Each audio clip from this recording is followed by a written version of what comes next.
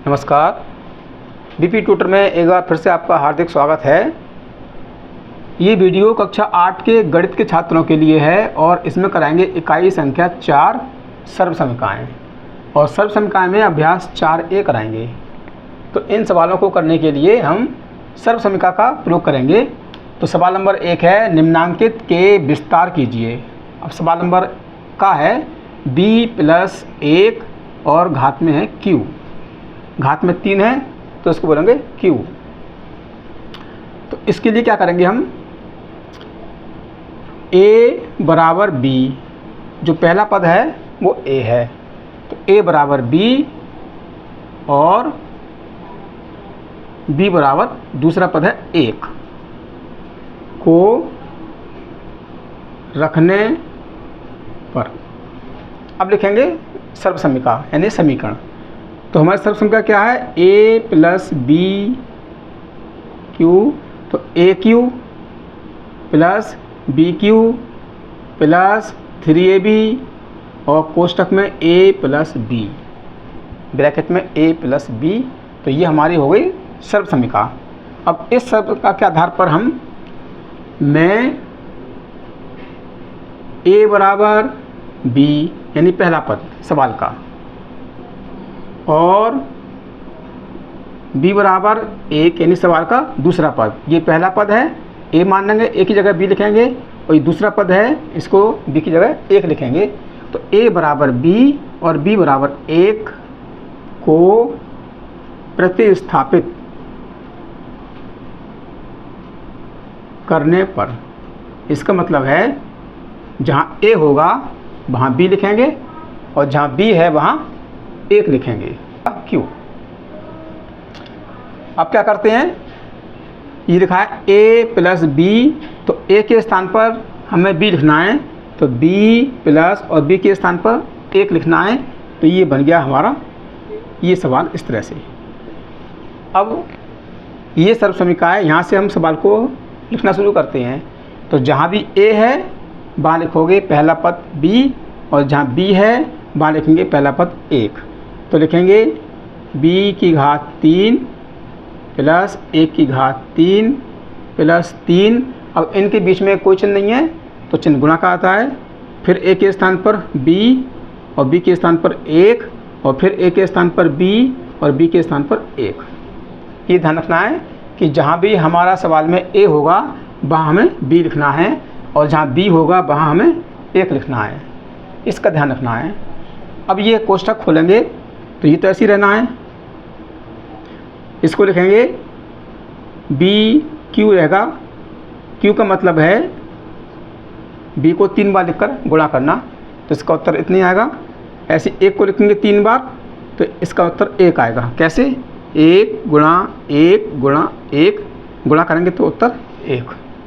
अब चिन्ह प्लस का है, 3 की गुणा करेंगे 20 से और 1 से, तो 3 की कर लो पहले 1 से, 3 एकम 3 और b और यह है b + 1।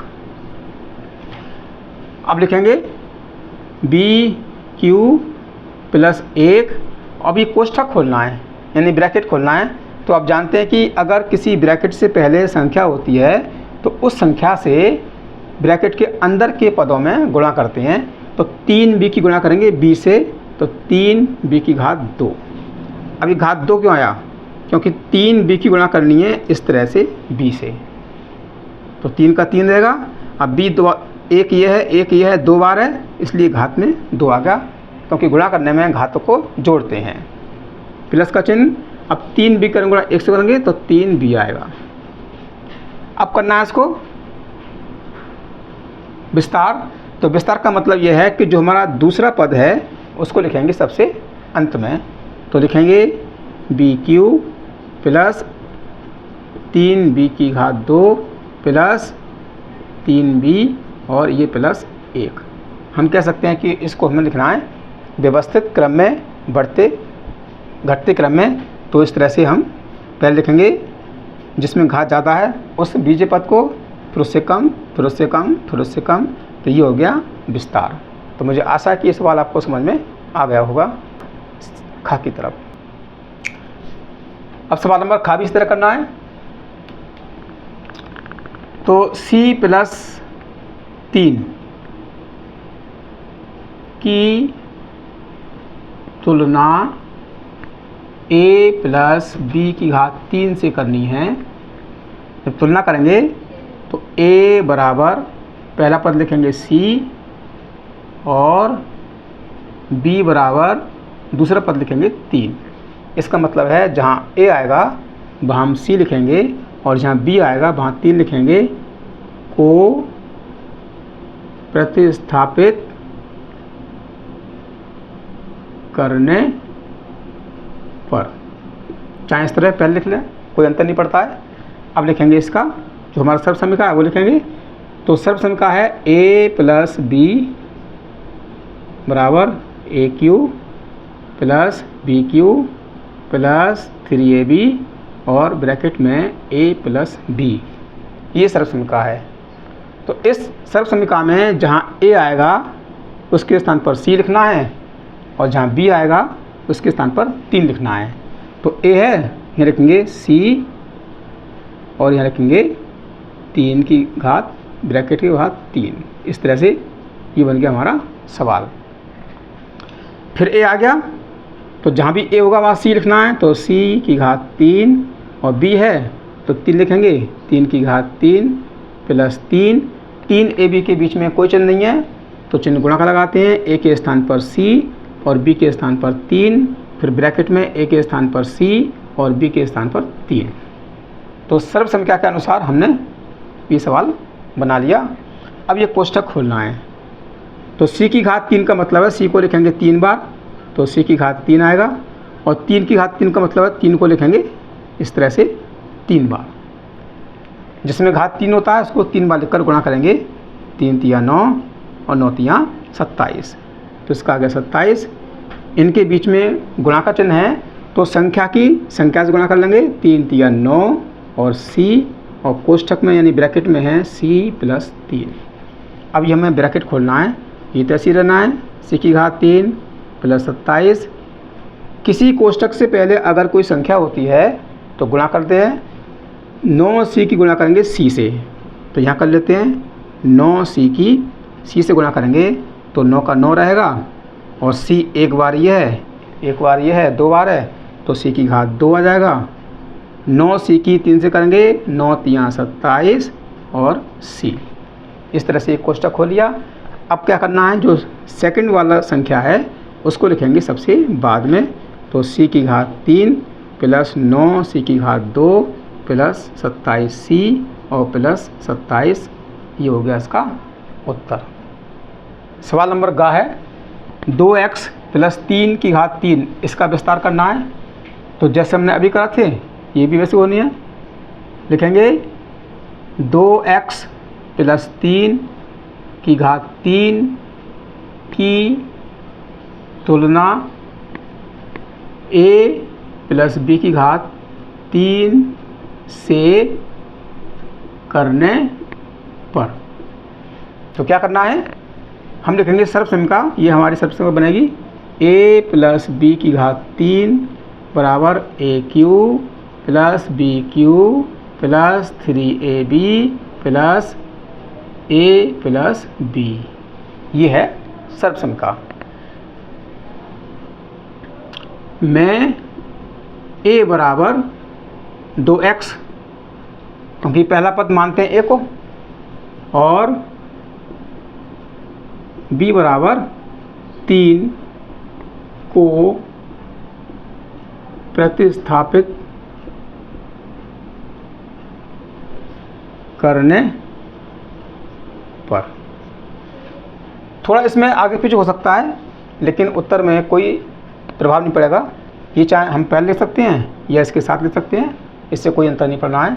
अब लिखेंगे हम सवाल 2x प्लस 3 और ये हमारा सर्व समीकरण है। अब इसमें क्या करना है, जहाँ भी a आएगा वहाँ लिखोगे 2x और जहाँ b आएगा वहाँ लिखोगे 3।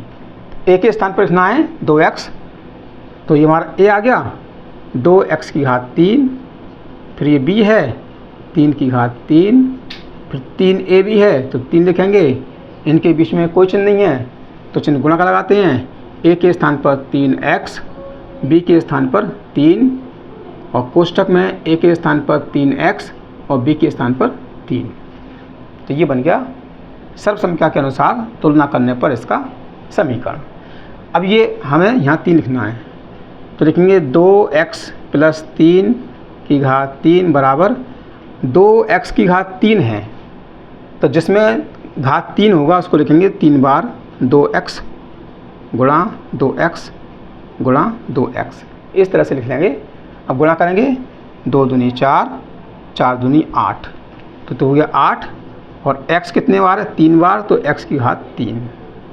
ऐसी है 3 की घात 3, तो 3 को लिखेंगे 3 बार और गुणा कर लेंगे, 3 तिया 9, 9 तिया 27। अब इनको हल करना है, इनके बीच में गुणा का चिन्ह है, तो संख्या की संख्या से गुणा कर लेंगे, 3 तिया 9 और 9 तिया 27x। अब क्या करना है हमें, ये है सर्वसमीकरण, और इस सर्वसमीकरण में जहाँ भी a आएगा वहाँ लिखोगे 2x और जहाँ b आएगा वहाँ लिखेंगे 3। तो ये लिखा है a प्लस b, तो a के स्थान पर 2x और b के स्थान पर 3। अब यहाँ शुरू करते हैं, a लिखा है तो a के स्थान पर आएगा 2x की घात 3 प्लस b के स्थान पर आएगा 3 की घात 3 प्लस, अब ये 3ab है, तो इन 3ab के बीच में कोई चिन्ह नहीं है, तो चिन्ह लगाना है गुणा का, 3 गुणा a के स्थान पर 2x और b के स्थान पर 3 और ब्रैकेट में a के स्थान पर 2x और b के स्थान पर 3। इस तरह से हमने ये सर्वसमीकरण के अनुसार बना लिया। अब क्या करते हैं, ये लिखा है 2x की घात 3, तो जिसमें घात 3 लिखा है उसको लिखेंगे 3 बार 2x गुणा 2x गुणा 2x, संख्या की संख्या से गुणा कर लेंगे, 2 दूनी 4, 4 दूनी 8, तो 2 का उत्तर आ गया 8 और x हमारा 3 बार है, x की घात 3। उसी प्रकार से 3 की घात 3 है, तो 3 को लिखोगे 3 बार, 3 तिया 9 और 9 तिया 27। अब इनके बीच में गुणा का चिन्ह है, तो जिन संख्याओं के बीच में गुणा का चिन्ह होगा गुणा कर लेंगे, 3 दूनी 6 और 6 तिया 18 और ये है 2x प्लस 3। अब ये ब्रैकेट खोलना है, तो ये तो ऐसे रहना है, 8x की घात 3 प्लस 27, 18x की गुणा करेंगे 2 से। जैसा कि आप जानते हैं कि अगर किसी कोष्ठक से यानी ब्रैकेट से पहले कोई संख्या होती है तो उस संख्या से अंदर की संख्या में गुणा कर लेते हैं, 18 दूनी 36 और x 2 बार हो गया, x की घात 2 और 18 से गुणा 18 तिया 54 और x। इस तरह से ये हमारा समीकरण बना है। अब क्या करना है, जो दूसरा पद है इसको ले जाएंगे सबसे पीछे लास्ट में, तो x की घात 3 प्लस 36 x की घात 2 प्लस 54 x और प्लस 27, ये हो गया इसका विस्तार रूप में। सवाल नंबर घ, तो सवाल नंबर घ में भी इसी प्रकार से है, x की घात 2 प्लस y की a प्लस b से तुलना करने पर, जब तुलना करेंगे तो जहाँ a है वहाँ लिखेंगे पहला पद x, तो a बराबर x की घात 2 और b बराबर दूसरा पद लिखेंगे y। इसका मतलब है जहाँ भी a होगा वहाँ लिखोगे x की घात 2 और जहाँ b होगा वहाँ लिखोगे y को प्रतिस्थापित करने पर। अब लिखेंगे सर्वसमीकरण, तो a प्लस b की घात 3 aq plus bq plus 3ab और ब्रैकेट में है a प्लस b, ये सर्वसमीकरण है। इस सर्वसमीकरण में जहाँ भी a होगा वहाँ लिखोगे x की घात 2 और जहाँ b होगा वहाँ लिखेंगे y। प्रतिस्थापित मतलब उसकी जगह ये संज्ञा लिखेंगे। अब लिखा है a तो लिखेंगे x की घात 2 फिर लिखा है बी तो लिखेंगे बाई और घात में 3 है। फिर ए आ गया, ए के स्थान पर आएगा x की घात 3 और b के स्थान पर आएगा बाई और फिर 3a भी है। इनके बीच में कोई चिन्ह नहीं है तो गुणा का लगाएंगे। 3 गुणा a के स्थान पर x की घात 2 और b के स्थान पर बाई और ब्रैकेट में a के स्थान पर x की घात 2 और b के स्थान पर बाई। तो ये जो है सर्व समीकरण के अनुसार हमारा सवाल बन गया है। अब क्या करना है, x की घात 3 है, इसका मतलब x को लिखेंगे 3 बार तो उत्तर आएगा x की घात 3 प्लस बाई की घात 3 आएगा और प्लस इनके बीच में कोई चिन्ह नहीं है, गुणा करनी है। संख्या केवल एक बार है तो 3 x की घात 2 बाई से गुणा करेंगे तो x की घात 2 बाई और ब्रैकेट में है x की घात 2 प्लस बाई। अब ये ब्रैकेट खोलना है तो ये तो ऐसे ही रहना है, x की घात 3 प्लस बाई की घात 3 प्लस। अब इस कोष्ठक को खोलेंगे यानी ब्रैकेट खोलेंगे तो ब्रैकेट से पहले जो संख्या है चाहे वो अंक की संख्या हो या बीजीय संख्या हो तो इसकी गुणा करेंगे पहले x में और फिर बाद में करेंगे बाई में। तो पहले करते हैं x की घात 2 में गुणा तो 3, x की घात 2 ये है, x की घात 2 ये है, गुणा करने में घात में जोड़ते हैं तो x की घात 4 और बाई। अब करेंगे x की घात 2 में 3x की घात 2 बाई से गुणा इस बाई में तो लिखेंगे 3x की घात 2। अब ये बाई 2 बार हो गया तो बाई की घात 2। अब जो सेकंड नंबर का हमारा व्यंजक है उसको लिखेंगे बाद में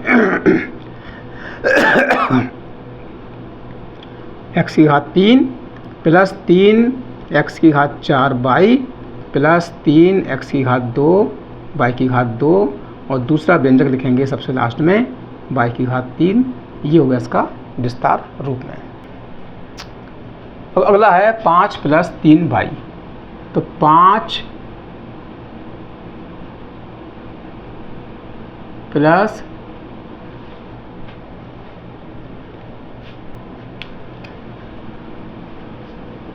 प्लस 3 बाई की घात 3 में, अच्छा मैं नहीं लिखेंगे, और a प्लस बी की घात 3 की तुलना करने पर